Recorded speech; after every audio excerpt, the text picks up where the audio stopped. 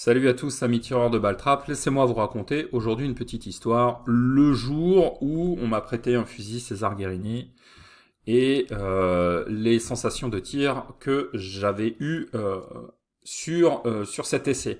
Alors c'est une histoire qui est très intéressante par rapport à la conformité, à la longueur de crosse.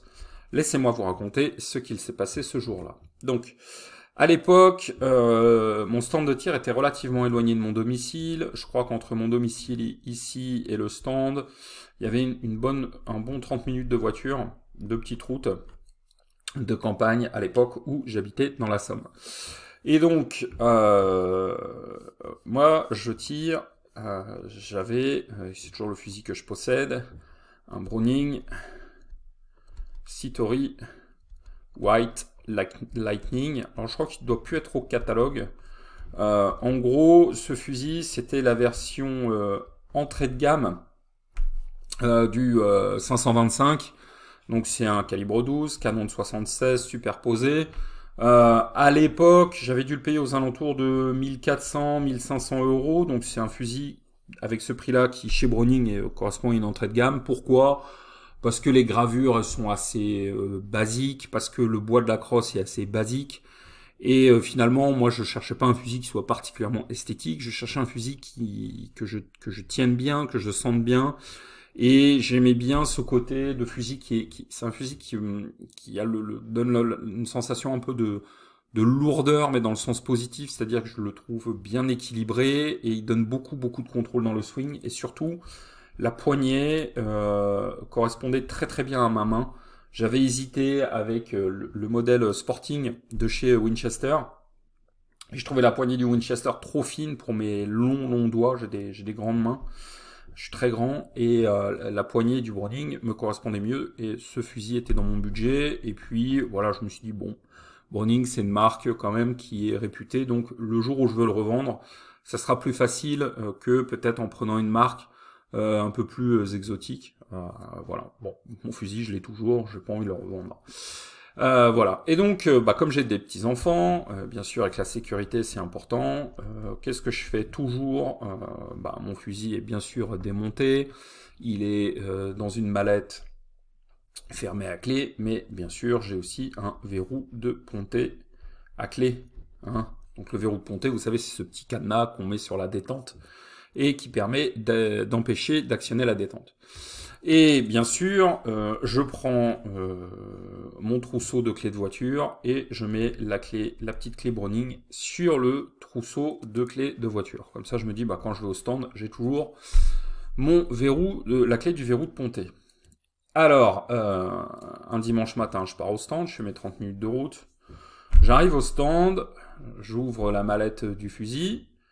Et puis là, je regarde mon trousseau de clés de voiture et bingo, j'avais pris le double. J'avais pris le double et moi, gros malin, comme un idiot, je n'avais pas mis le double de la clé du verrou de ponté sur le double de clé de voiture. Donc j'arrive au stand, j'ai tout, hein, j'ai mon gilet, j'ai mes cartouches, j'ai tout le matériel, mais j'ai pas la petite clé qui me permet de libérer mon fusil. Et puis j'étais arrivé un peu tard, je me dis oh là là, si je dois faire un aller-retour, j'en ai pour 1 heure, quelle galère, tant pis, je l'ai dans l'os, je vais pas pouvoir tirer. Donc je vais quand même au stand, je dis bonjour aux copains, on boit un petit café, il y en a qui commencent leur session de tir, et puis à un moment, j'ai un copain qui vient me voir et qui me dit écoute, si t'as tes cartouches, te prends pas la tête, moi je vais pas beaucoup tirer, je te prête mon arme. Et il me prête son César Guérini, donc... je sais plus quel modèle c'était. C'était pas un modèle trap, c'était un modèle parcours de chasse. Magnifique fusil. Enfin voilà, hein, là on est dans une autre gamme. Hein. On est dans une gamme de prix qui est plus aux alentours des 4 à 5 000 euros. Donc belle gravure, le bois bien verni, magnifique, superbe fusil, franchement magnifique arme. Et il me le prête. Et le truc c'est que moi je suis très grand et mon pote il est pas grand et donc je me retrouve avec un fusil qui est beaucoup trop petit. Voilà. Moi sur mon Browning, on avait vraiment avec l'armurier rajouté de la longueur avec des plaques de couche que je puisse avoir une arme qui était conforme.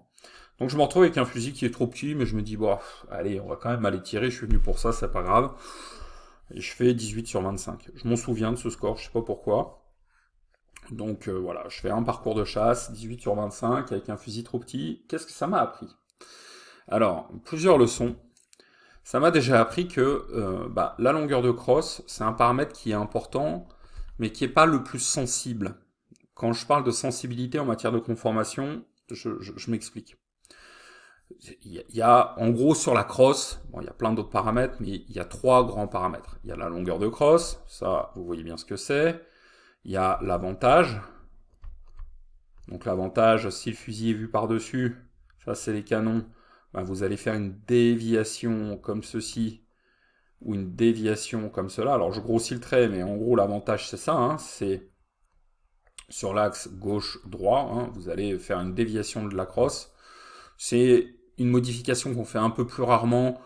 C'est souvent pour les tireurs qui sont très larges d'épaules ou qui sont un peu forts. Voilà, ils ont besoin d'avoir un petit peu d'avantage sur la crosse, mais ça se voit moins. Et puis il y a la pente de la crosse, ça c'est le truc classique. Hein. Vous avez votre fusil de parcours qui est comme ceci. Vous avez vos canons. Et la pente, hop, c'est la distance ici entre comment dire, si on prolonge les canons et la crosse. Donc elle peut se mesurer au busque ou au talon, mais voilà. La pente, c'est vraiment un paramètre qui est hyper sensible. Une pente qui est mal ajustée de quelques millimètres, c'est un fusil qui tire trop haut ou trop bas. Mais la longueur de crosse, finalement, une longueur de crosse, même si elle est 1 ou 2 cm trop longue ou 1 ou 2 cm trop courte, honnêtement, vous n'allez pas tant le sentir que ça, vous allez vous y adapter. Là, j'étais vraiment avec un fusil qui était beaucoup trop court pour moi. J'ai quand même réussi à faire 18 sur 25. Pourquoi j'ai réussi à faire 18 sur 25 ? Bah, parce que j'ai appliqué les 3 basiques du tir. Alors, les basiques du tir, vous les avez dans la formation gratuite. Hein. Il suffit de cliquer sur le lien qui est dans la description si vous êtes sur YouTube, ou il suffit de vous inscrire sur le formulaire qui est juste en dessous si vous êtes sur le blog du Baltrap. Et en gros, un des principes du tir, c'est les yeux sur le plateau. Alors, j'explique ça dans le détail. Hein, vos yeux doivent jamais quitter le plateau. Il faut jamais essayer de mesurer la distance entre les canons et le plateau, sinon vous allez vous planter. Donc les yeux sur le plateau, une position de tir correcte. Je fais quand même 18 sur 25. Voilà, alors je débutais, je commençais à maîtriser un peu les techniques de tir. J'y suis allé absolument relâché, en me disant de toute façon c'est pas mon fusil. Comme c'est souvent le cas dans un sport dans lequel le mental est si important, moi je fais un score qui ma foi ne m'a pas trop déçu. Sachez que en gardant les yeux sur le plateau déjà, vous pouvez obtenir des scores qui sont vraiment intéressants. Hein. C'est toujours l'histoire de la balle. Hein. Si je me pose à quelques mètres de vous, ça c'est vous, ça c'est moi, et puis je lance une balle de tennis en l'air. Si vous voulez attraper la balle de tennis, en fait, vous n'allez jamais regarder votre main. Vous allez toujours avoir les yeux sur la balle de tennis. Si vous regardez votre main, ben, vous savez plus où la balle est et vous allez avoir du mal à la rattraper. En fait, au Baltrap, c'est la même chose. Sauf que la balle, c'est le plateau. Votre main, elle tient un fusil. Et là, il y a de la distance. Mais c'est pareil. Si vos yeux, ils sont sur les canons, vous pouvez pas savoir où aller, en fait, et sur quoi vous tirez. Donc, voilà. Il faut garder les yeux sur le plateau, tout comme vous gardez les yeux sur la balle quand on vous lance une balle. Donc déjà, leçon numéro 1, avoir les yeux sur le plateau, ça peut vous sauver la mise. Deuxième leçon, alors là par contre, avoir une crosse vraiment trop courte, je vous dis pas, mais ça vous détruit l'épaule. Ça m'a détruit l'épaule parce que j'arrivais pas à bien me caler. Il fallait vraiment que je me replie sur le fusil pour avoir, si vous voulez, le regard qui rase la bande. Et à chaque coup de fusil, bam, ça venait taper, et le lendemain, ça a pas loupé, ben, j'avais des bleus hein, dans le creux de l'épaule. Non pas que le fusil de mon pote est une arme qui tape particulièrement, mais tout simplement parce qu'une crosse trop courte, ça va avoir un impact en matière de confort de tir sur le recul, parce que votre position va pas être bonne. Et donc ça, bah, c'est vraiment le côté galère. Donc quand je dis que la longueur de crosse, ça joue... C'est un paramètre qui est moins sensible à 1 ou 2 cm. Mais là, on était bien plus que 1 ou 2 cm trop court, c'était vraiment, vraiment, vraiment trop court pour moi, et ça m'a défoncé l'épaule. Voilà, un fusil non conforme, c'est aussi une position de tir qui est pas bonne, c'est plus dur de bien tirer, c'est pas de confort de tir par rapport à un fusil qui est adapté à vous. Et puis la conséquence aussi d'une crosse qui est beaucoup plus courte, et je pense que c'est aussi dû au Guérini, j'ai senti un fusil qui était beaucoup plus vif. C'est aussi quelque chose que j'ai senti par exemple avec une arme comme le Blazer F3, qui est un fusil extrêmement vif, qui peut surprendre. Moi, si vous voulez, le White Lightning, donc canon de 76, dérivé du 525, il y a même des gens qui m'ont dit « Ah, ton fusil, c'est une charrue ». Donc, c'est vrai que c'est un fusil qui donne une impression de lourdeur, mais qui permet vraiment d'avoir un swing qui est très contrôlé. Et moi, j'aime bien les fusils comme ça, dont on peut contrôler le swing. Les fusils ultra vifs, je trouve que c'est moins... on a l'impression que c'est léger et tout, mais on contrôle moins le tir. Donc là, de 1, il était beaucoup plus vif pour moi du fait de sa longueur plus courte. Ok. Donc c'est un peu comme si on compare, je sais pas moi, un pistolet de combat à une grosse carabine. Le pistolet de combat, c'est plus court, c'est plus vif. Donc il était plus vif, mais aussi... ce Guérini, je pense d'une manière générale, était beaucoup plus vif avec une répartition des masses différente de celle du Browning. Et j'ai vraiment le souvenir d'un fusil, j'avais presque l'impression de tenir je vais pas dire un jouet parce que c'est pas du tout ce que je veux dire. César Guérini, c'est vraiment des très bons fusils, c'est du matériel haut de gamme. Enfin voilà, il y a des grands champions français qui tirent en Guérini, il y a pas de souci là-dessus, c'est du top de chez top. Mais voilà, un fusil beaucoup plus nerveux, beaucoup plus vif que le Browning. Donc ça, c'est deux écoles. Hein.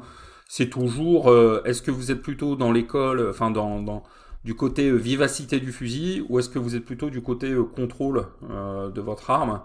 Ça, c'est un peu le goût de chacun. Moi, je préfère largement ça que ça.